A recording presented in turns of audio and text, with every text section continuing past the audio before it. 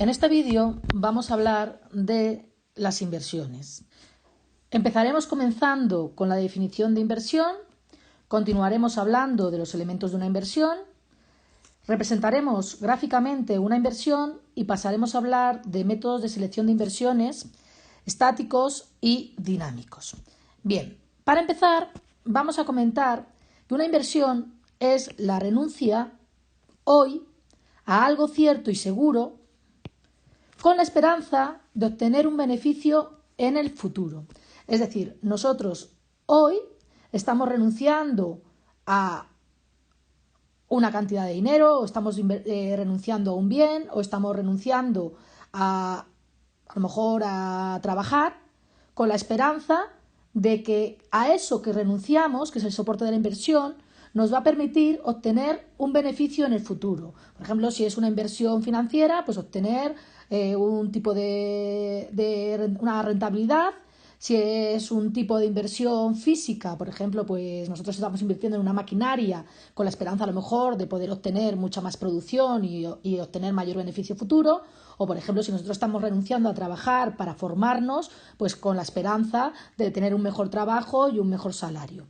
Bien, una vez que hemos visto lo que es una inversión, vamos a empezar a hablar de los elementos de una inversión. Estos elementos nos van a permitir empezar a resolver los problemas de selección de inversiones que son al final el objetivo de este vídeo. Bien, los elementos de una inversión son los siguientes. En primer lugar, el desembolso inicial, es decir, aquello que tengo que desembolsar para que la inversión se lleve a cabo. Normalmente es un pago de dinero, ¿de acuerdo? Es el dinero al que yo estoy renunciando para llevar a cabo la inversión.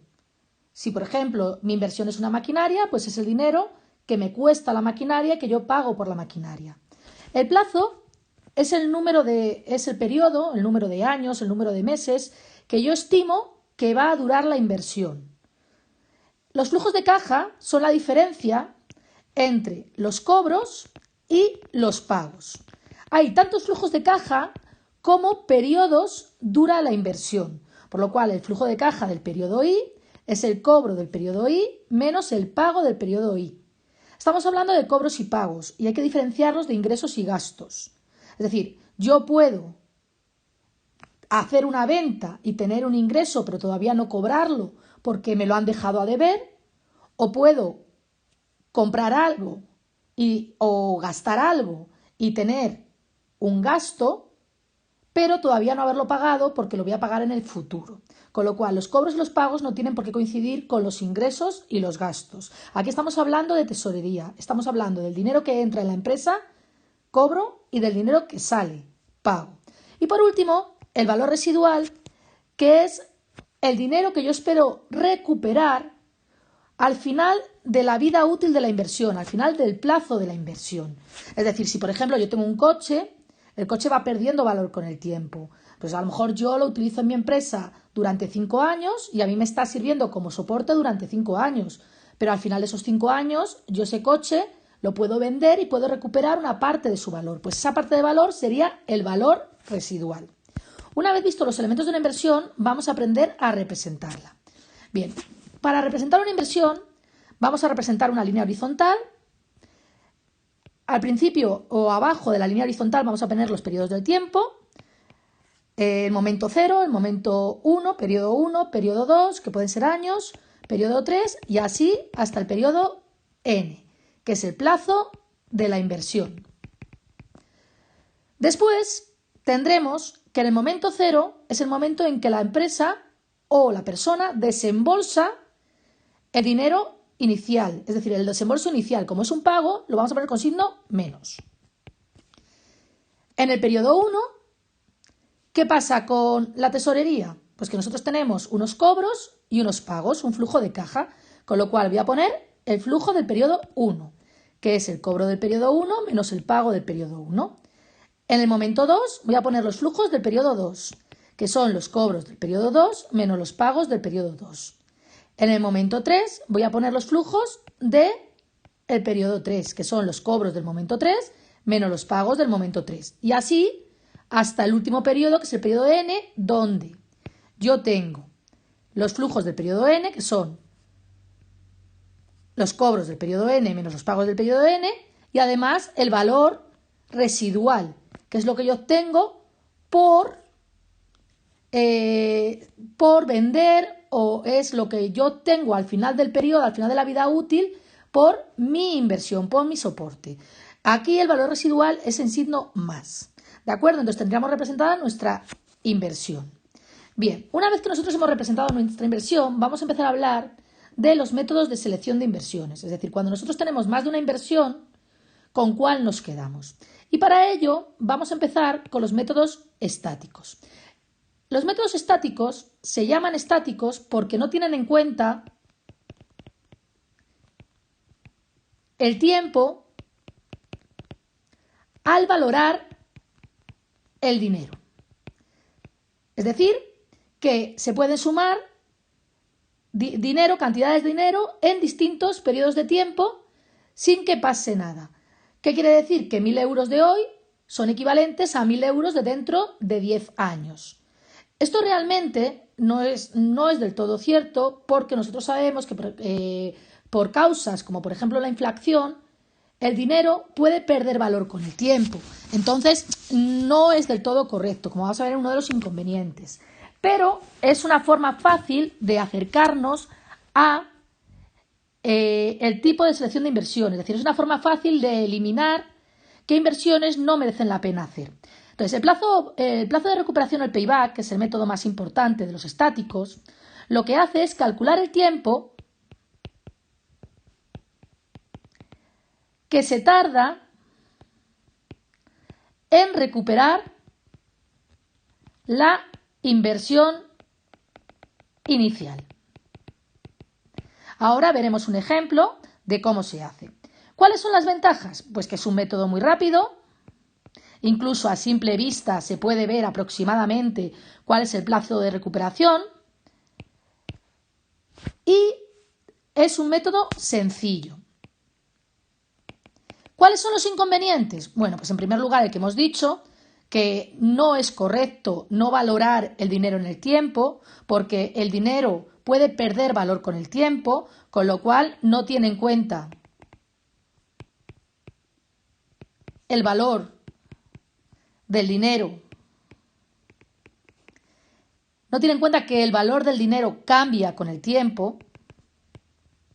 Y además, otra de las desventajas es que una vez que yo he recuperado el desembolso inicial o la inversión inicial, ya no tiene en cuenta los flujos futuros.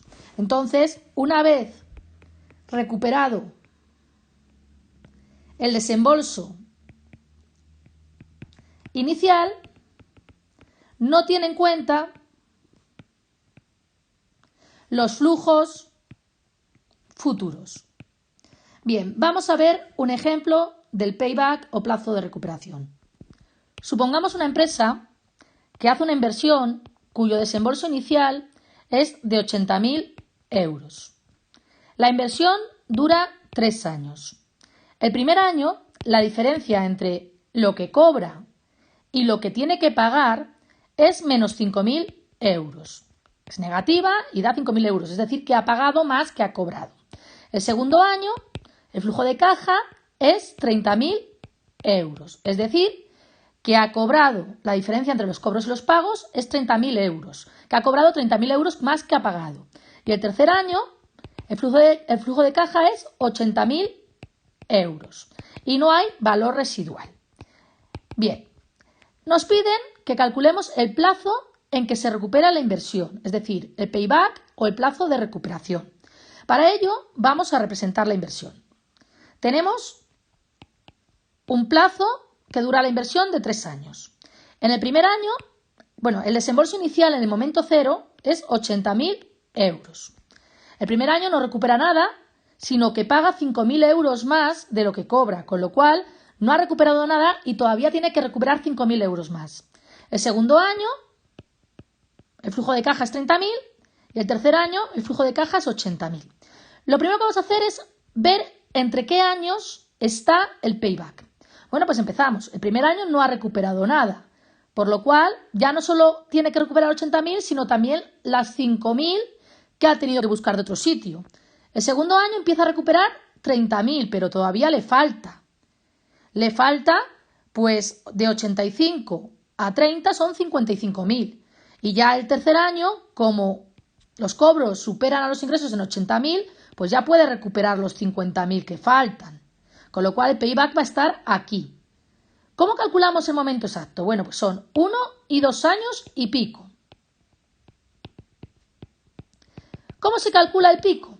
Bueno, pues nosotros tenemos que si hubiera sido todo el año, que en 12 meses, que dura un año, hubiera recuperado 80.000. Pero como solamente necesita 55.000, pues 55.000 es X. ¿Y cómo calculo ese 55.000? Bueno, pues se calcula de la siguiente manera. Ponemos que 80.000 es la suma de menos 5.000 más 30.000 y todavía me queda, toda 25.000, 55.000. Con lo cual ya lo tengo hecho. Bueno, pues hacemos la regla de 3. X es igual a 55.000 por 12 entre 80.000, que nos da 8,25. Es decir, lo recupera en 2 años y 8 meses con 25. Si quisiera ponerlo en días, el 0,25 lo multiplico por 30, quedando 2 años, 8 meses y 0,25 por 30, que nos da 7 días y medio. Pero normalmente en los problemas de selectividad nos lo preguntan en años y meses. Bien, el siguiente método que vamos a ver es un método de selección dinámico. Los métodos de selección dinámicos tienen en cuenta que el valor del dinero cambia con el tiempo, con lo cual se tiene en cuenta el tiempo.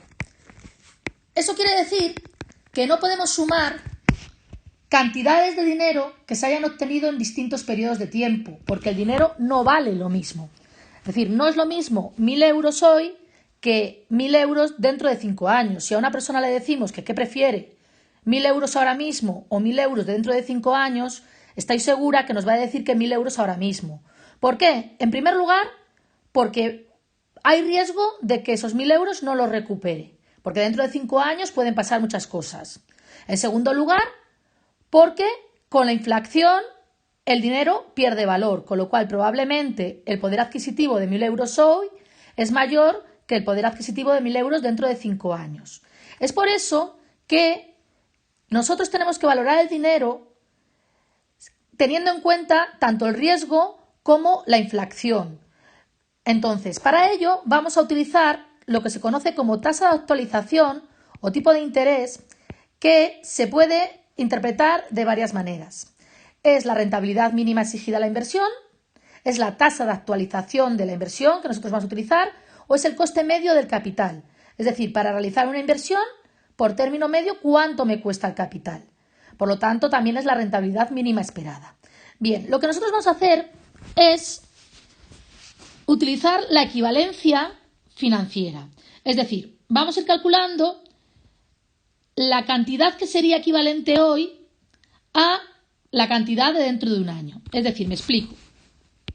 Si el tipo de interés es I, 1.000 euros de hoy son equivalentes a 1.000 por 1 más I de dentro de un año, porque yo estoy exigiendo el interés I. Y son equivalentes a 1.000 euros por 1 más I al cuadrado de dentro de 2 años. Y son equivalentes a 1.000 por 1 más I elevado a n. Esto quiere decir que a mí me daría lo mismo recibir 1.000 euros hoy que 1.000 por 1 más i dentro de un año, o que 1.000 por 1 más i elevado al cuadrado dentro de 2 años, o que 1.000 por 1 más i elevado a la n dentro de n años. Con lo cual, lo que tenemos que tener en cuenta es que para poder tener cantidades equivalentes, es decir, que nos den lo mismo, necesitamos una tasa de actualización que hemos llamado I. ¿Qué es lo que vamos a hacer en el valor actual neto? Pues vamos a hacer exactamente lo mismo que hemos hecho en la equivalencia financiera, pero en vez de capitalizando, vamos a ir actualizando, es decir, que vamos a ir del futuro al presente. Entonces, si tenemos una inversión, vamos a dibujarla. Tenemos en el momento 0 el desembolso inicial, en el momento 1 el flujo de caja del momento 1, del periodo 1, en el periodo 2 el flujo de caja del periodo 2 y así sucesivamente hasta el periodo n con el flujo de caja del periodo n. El valor actual neto, como la propia palabra indica, es cuánto valdría cada uno de estos flujos en el momento actual si utilizamos una tasa de actualización de el i%. Bueno, pues lo que nosotros tenemos es que el i% se puede poner como 0,0i, porque el por ciento es dividido entre 100. Si fuera el 5%, 0,05. Si fuera el 12%, 0,12. Si es el 3%, 0,03. Bien, y lo que vamos a hacer es calcular cuánto suman todos estos flujos en el momento inicial. Con lo cual, para convertir el flujo 1 al momento 0, lo que nosotros hacemos es dividir por 1 más i. ¿Por qué? Porque nosotros hemos dicho que 1.000 euros de ahora era equivalente a 1.000 euros por 1 más i dentro de un año. Con lo cual, la cantidad equivalente a F1 en el momento 0 es dividir por 1 más i. Si nosotros queremos saber cuánto es la cantidad equivalente del flujo 2 en el momento 0, es F2 entre 1 más i al cuadrado. Si queremos saber cuánto es la cantidad equivalente de Fn en el momento 0, es Fn por 1 más i elevado a la n. Y aquí nos quedarían los intermedios de F3 entre 1 más i elevado a 3, F4 entre 1 más i elevado a 4 y así sucesivamente. Por lo tanto, tenemos que el valor actual neto es menos el desembolso inicial más el flujo 1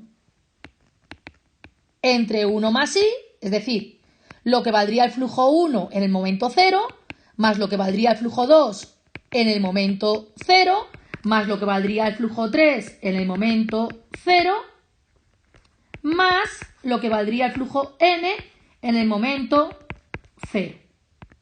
Por lo cual, si yo actualizo el flujo 1, es flujo 1 entre 1 más i. Si yo actualizo el flujo del segundo año, como es el segundo año, hay que dividir entre 1 más i al cuadrado. Si es el tercer año, tengo que dividir entre 1 más i al cubo y así sucesivamente. ¿Qué puede ocurrir? Puede ocurrir que el VAN sea positivo. Entonces la inversión es viable. ¿Por qué es viable? Porque la rentabilidad de la inversión supera el I que estamos exigiendo, porque estamos obteniendo beneficios actualizados. Puede ocurrir que el VAN sea igual a 0, con lo cual nos da igual hacer la inversión que no hacerla. Es indiferente. O puede ocurrir que el VAN sea menor que 0 y entonces nos dice que la inversión no es viable y entonces no se va a llevar a cabo. ¿Qué ocurre si yo tengo varias inversiones? Pues que nos quedaremos con aquella que el VAN sea mayor. Y dentro del payback nos quedaremos con aquella que se recupere antes la inversión. Bien, ¿cuál es la ventaja del VAN? Pues que es más realista porque tiene en cuenta que el dinero pierde valor con el tiempo o que el dinero con el tiempo no vale lo mismo. Y además es un método pues mucho más fiable a la hora de seleccionar el VAN, porque además tiene en cuenta los flujos futuros, es decir, si genera beneficio o no genera beneficio. Resumiendo, para seleccionar una inversión según el payback, cogeremos aquella que tenga el payback más corto, es decir, el plazo de recuperación más corto, y para seleccionar aquella inversión según el VAN, seleccionaremos aquella que siendo positivo es mayor.